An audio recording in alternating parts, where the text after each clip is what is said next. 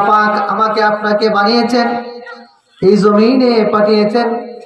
মানব সৃষ্টির যে একটা লক্ষ্য এবং উদ্দেশ্য, আল্লাহ পাক বলছেন ওয়ামা খালাকতুল জিন্না ওয়াল ইনসা ইল্লা লিয়াবুদুন। আমি মানুষ এবং জিনকে সৃষ্টি করেছি কেবলমাত্র আল্লাহ তাআলার গোলামি করার জন্য। কিসের জন্য? নামাজ পড়া এই হুকুম কার? পর্দা করা এই হুকুম কার? সুদ ছাড়তে হবে এটা কার হুকুম?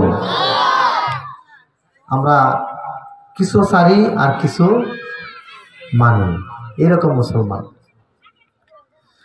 আল্লাহ পাকের ইবাদত হতে হবে নিষ্কলুষ ভাবে, আল্লাহ পাকের গোলামি করতে হবে এরকম ভাবে, এর মধ্যে কাউকে শরীক করা যাবে না। আমি কিছু মানলাম আর কিছু মানলাম না, এরকম করা যাবে না। একেবারে জন্ম থেকে নিয়ে মৃত্যু পর্যন্ত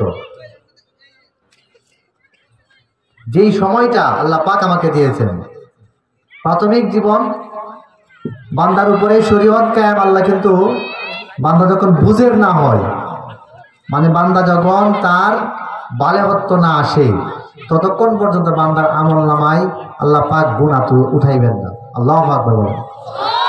আল্লাহ দয়া করছেন না? কি কন? ছোট বাচ্চা সে কাকে সম্মান করবে? আগুন চিনে না, পানি চিনে না।